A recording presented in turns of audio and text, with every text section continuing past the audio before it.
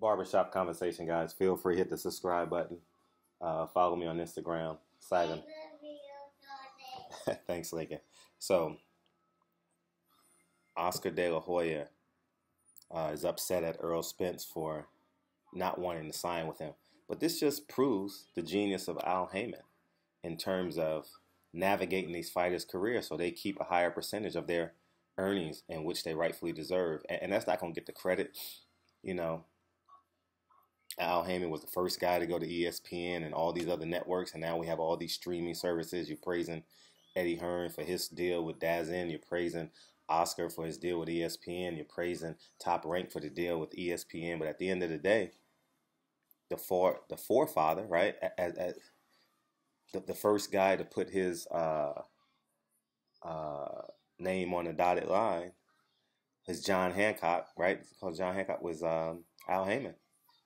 And Al Hayman is the genius behind this. Al Hayman is the reason why Golden Boy and them are fluttering. Al Hayman is the reason why everyone else is trying to play catch up in all these fake lawsuits and slandering, et cetera, et cetera, et cetera. Now, although I'm not even gonna mention Oscar's transgressions in this video. I'm just gonna say this: Oscar, your credibility is shot. You will not sign a black fighter. I'm gonna do everything in my power, not because. Oh, in addition to all the other things, but your infrastructure is not set up to entertain a black fighter.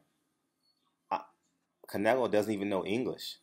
The first thing I would have done is have Canelo learn functional English, and Don't you know Canelo in the West? I would say I live in California, so he would have dominated California. He would have been the go-to guy for everything. You understand what I'm saying? And young, 26, 27 years old, just coming off a Floyd Mayweather fight. I'm talking years past. He would have been Mr. It. So at the end of the day, Oscar, you have no clue how to promote. I shouldn't say that. You have no clue how to promote non-Latino fighters.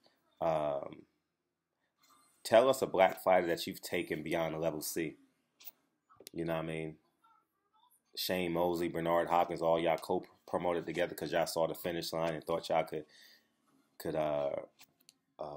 promote together. But at the end of the day, you guys didn't. It didn't work out.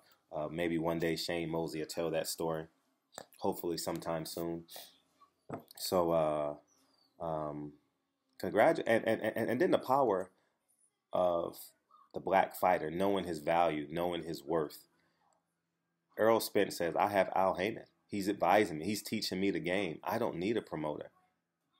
You know, they're going to listen, if you make 1 million versus 1.3 million and the promoter gets 30% and they lie on the invoice about what it costs to promote your travel, you're going to lose. So you might as well take the free and clear 1.1, 1.2, whatever it is, $1 million. And that's what's happening. And I need to do more videos teaching these young fighters, because I have a lot of young fighters who follow me, I'm sure. Young up-and-coming fighters who absolutely will be next, and I'm rooting for you guys. I need to teach you guys the game. And maybe I need to do it piece by piece. And it's not going to be a video where thousands of people watch it, but I hopefully my young fighters will watch it. You understand what I'm saying? And I'm not saying promoters are a thing of the past, because at the end of the day, boxing is a poor man's sport. And you need investment money. You need startup money, right? That's the hindrance in minority communities, because of a lack of reparations. We don't have the startup money to start our own business. You understand? So in the beginning, everyone needs a little help, right? Whether it be inspirational, financial, spiritual, everyone needs a little help, a little assistance. And the fighters that didn't make the Olympics that still are great, i.e. Terrence Crawford didn't go to the Olympics, but he ended up being pound for pound the best fighter in the world. They need some help. They need someone to look out for them early on in their career, their travel expenses, paying for their fights, paying for the opponent. You understand? And at the end of the day, you pay it back. You know, you always pay Paul and Peter back. You know that's one of the keys to my success. Always pay Paul and Peter back. So so Oscar, you're not getting black fighters. My channel is doing nothing but growing. Black fighters aren't doing nothing but be getting more intelligent. Black fighters are doing nothing but absolutely winning, taking over the game. And it's not just black fighters, but I'm just for the optics of this video. Oscar, you're not getting them, all right? And I will, in the near future, attempt to set up a one-on-one interview with you sometime in the near future, probably by the end of the summer. I got to wrap my, see, people say, why don't you do it? People are egging me on to do it. And I have allies where I can actually get a hold of him. I can't say get the interview. It's totally up to him, but I can get a hold of him and put the idea in before him. But when people say, because when I'm literally ascending, like I'm not sure if well, I'm not gonna say it, but I've been ascending spiritually, and Oscar, in my eyes, I don't know him, and on a personal level, he seems dark to me. You understand? Like his spirituality seems dark, and I don't want to be in that climate. I'm eager to do it, but because I value where my spiritual levels are right now, I choose not to even reach out to Oscar. And I will at some point, but you got to be prepared. Life is a spiritual warfare as well. But as I digress back into that, Oscar, you're not winning. You're not getting these fighters, all right? And I'm going to do everything in my power to remind these fighters of what happened with those emails, what happened with all your relationships outside of Bernard Hopkins. How can you ruin a relationship with Shane Mosley? Shane Mosley is the epitome of a good guy. You know what I mean? I mean, just based off as I talk about spiritual energy. Every time I interview Shane Mosley, it's always safe. And I see Shane Mosley maybe 5-6 times a year. He literally lives around the corner from my business partner, truth be told. And he goes to like Bristol, was that Bristol Farms on Slauson? I think that's called Bristol Farms, something. And Whole Foods on Manchester. I see him quite often. 5 times often. At that outside the box, like 5-6 times a year. So, and I just wave at him. I don't really talk to him, but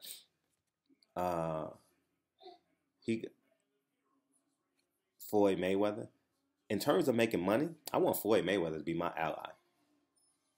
Floyd Mayweather, as he says, is a money-getting motherfucker, and there's no doubt about it. He knows the ins and outs of how to make money, and to him, he deserves that credit. But Oscar, you ain't getting these black fighters. No how, no way are you getting these black fighters, man. And I know that statement alone resonates with a whole lot of other media outlets. You understand what I'm saying? And it's not a matter of hate. It's a matter of protection. People say, oh, you're hating this, you're hating. No, I'm not hating them.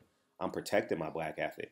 Go watch that Jamel Charlo interview I did before the Earl Spence fight. I told him, I said, my job is to promote and protect my black athletes. Not mine, but, I value.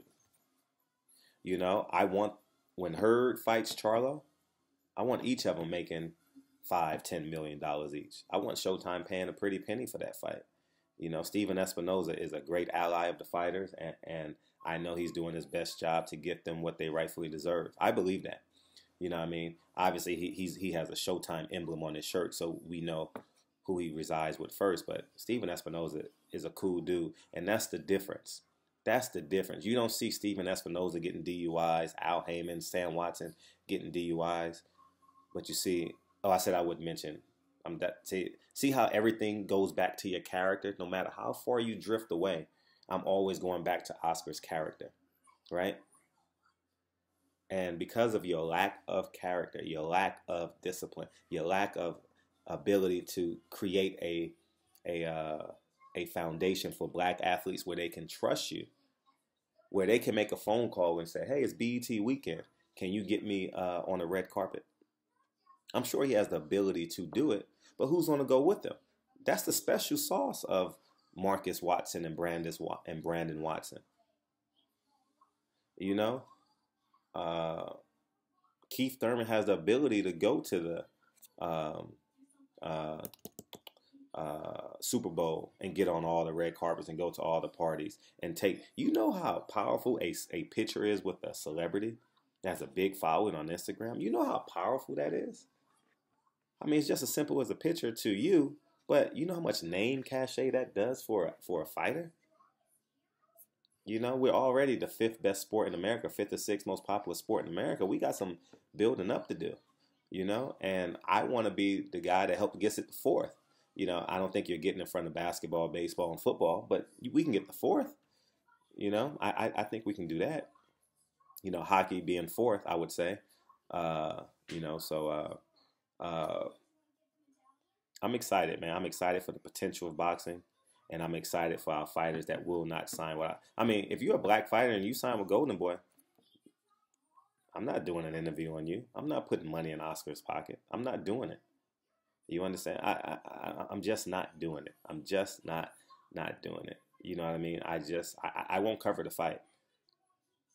I'll cover you as a person. We can hang out and do interviews and talk boxing. But in terms of when you have a fight, I can't do it. My spirit won't let me do it. And so, anyways, man, barbershop conversations, man. Feel free to hit the subscribe button. I genuinely appreciate you guys.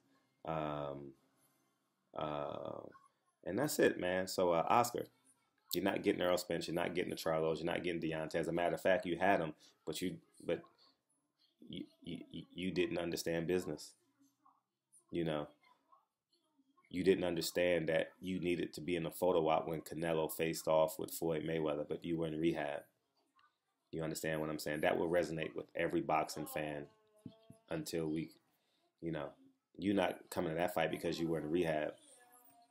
It's powerful, you know. So it's not even a matter of you answering those emails anymore because I've gotten your answer. Remember, silence and no action is an action. Don't ever forget that, guys. Silence and no action is an action. Oscar has responded. He doesn't care. He believes he can monopolize boxing just with the Latino voice. But he sees the end. See, at the end of the day, he knows Canelo's ascension. He has to go through Black Murderers Row. Will he get through it? Now, let's be clear. Canelo can fight his ass off. I'm not discrediting Canelo, not one bit. It's about matchups. It's about styles. It's about timing of the fight. So I'll break down those fights when we get there.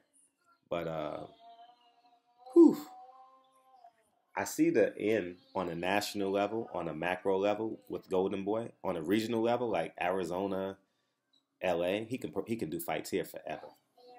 I don't doubt that one bit. I mean, he can do Belasco's and StubHub events forever. His name resonates in the Latino community, as it should. They should have a hero, right? You know, they refuse to admit that he is who he is, you know. But anyways, man, barbershop conversation. Salute to Earl Spence, black, proud, strong black man. And I'll never forget when Earl Spence stood beside on the DS alongside Deontay Wilder talking about the NFL and being a black fighter, and it was just powerful. So anyways, man, Earl Spence, congratulations on your win, and talk to you guys real soon. Peace.